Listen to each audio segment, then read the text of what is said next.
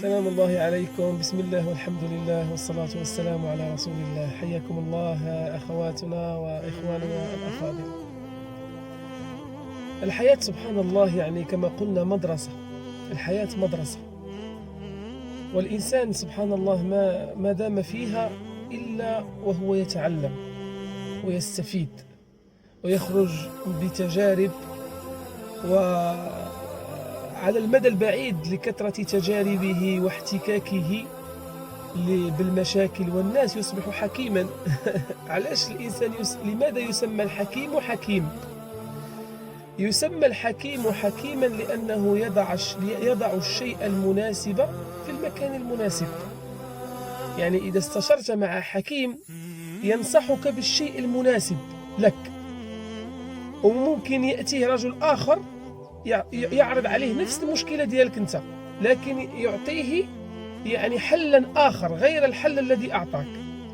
لماذا هذا الحكيم نفس المشكلة يعطيك أنت حل ويعطي الشخص الآخر حلا آخر؟ لكثرة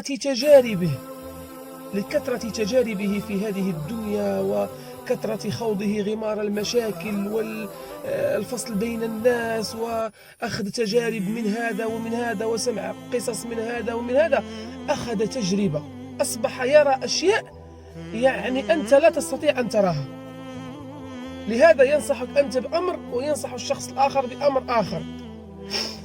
سبحان الله. يعني أستحضر قصة للنبي صلى الله عليه وسلم.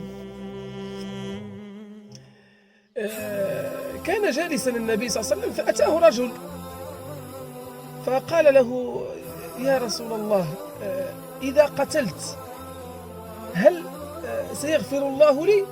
قال: نعم، يغفر الله لك. فذهب الرجل.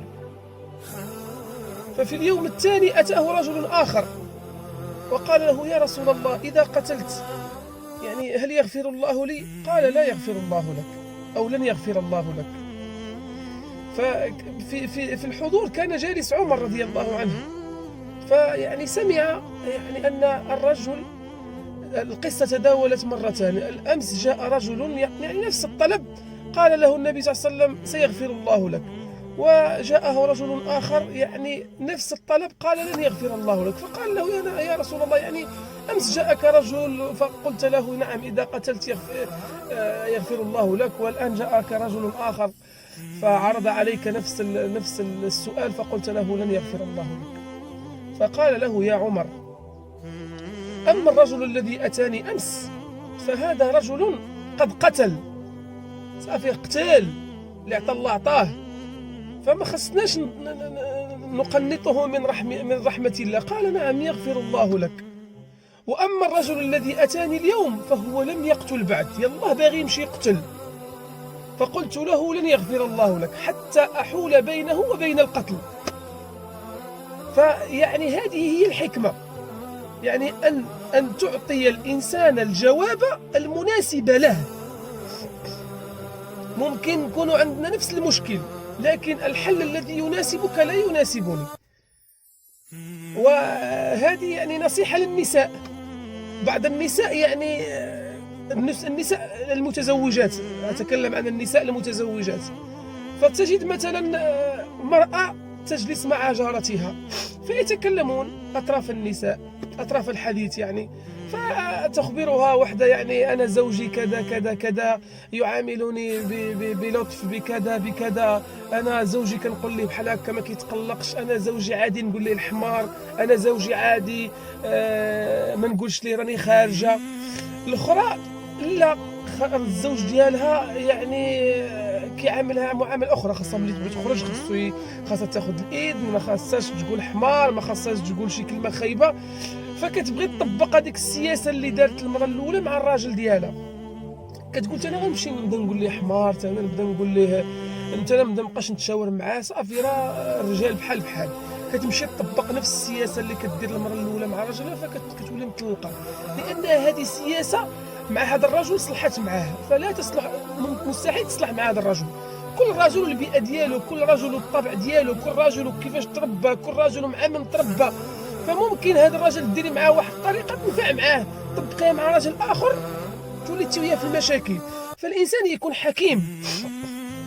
فخلاصة الكلام أن الحكمة تأتي بالتجارب. سبحان الله، الحكمة تأتي بالتجارب. كلما كانت عندك تجربة في الحياة وخضت غمار الحياة بحلوها ومرها كنت حكيما، كنت حكيما. سبحان الله. والحياة تاني تضعك في مواقف يعني تعرف من حولك. سبحان الله. الحياة أو أقدار الله سبحانه وتعالى، الله سبحانه وتعالى يعني يكتب عليك يعني بعض المواقف ويضعك في بعض الأمور حتى تغربل من حولك. فسبحان الله، هناك من الناس من يشد عضدك. عندما يكون عندك مشكل تجد من حولك أقوياء، فأنت تقوى بهم بعد الله. فكيكون المشكل كبير لكن كيبان لك صغير. علاش؟ لأن اللي دايرين بك أقوياء، كيهونوا عليك المشكل، كيصغروه في عينيك، كتحس بأنهم واقفين معاك، فكيبان لك المشكل صغير. والعكس صحيح. بعض المرات كيكون المشكل تافه صغير، لكن اللي دايرين بك ضعفاء، يعني قوم مستسلمون، يعني منهزمون، صافي دغيا كيعلق الرايه، فكتحس بهذا المشكل سيقضي عليك، لأن من حولك ضعيفين فيضعفونك معهم. لهذا قال الله سبحانه وتعالى لموسى: سنشد عضدك بأخيك، سنشد عضدك بأخيك، لأن بقوة أخيه يقوى هو أيضا. فالله المستعان. يعني من الأشياء التي يتمناها الإنسان، لأن المشاكل هذه موجودة. النبي صلى الله عليه وسلم لم يسلم من المشاكل، وبيت النبوة لم يسلم من المشاكل، وبيوت الصحابة لم تسلم من المشاكل، وحتى الناس الأثرياء عندهم مشاكل. لكن الضابط في المسألة هو من خلف ظهرك، على من متكي. إذا كنت متكي على ناس يعني أقوياء ويعني يأخذون الأمور يعني بجدية وخلاص، يعني لا يعني لا ما كيخليو حتى شي حاجة توقف قدامهم، كن على يقين أنك ستتغلب على جميع مشاكلك. أما إذا سقطت في الفرقة الثانية، وهي الفرقة التي خلاص أي مشكل يقابلها صار البكاء والاكتئاب والانحطاط والهروب والاستسلام والاختباء، فيعني أعطي راسك اللعصة وهز دق راسك واستعين بالله سبحانه وتعالى في الأول وفي الآخر، وقل: اللهم أجرني في مصيبتي واخلفني خيرا منها. سبحانك اللهم وبحمدك، أشهد أن لا إله إلا أنت، أستغفرك وأتوب إليك. والسلام عليكم ورحمة الله تعالى وبركاته. بسم الله والصلاة والسلام على رسول الله. إن أعجبك الفيديو لا تنسى الإعجاب والاشتراك في القناة.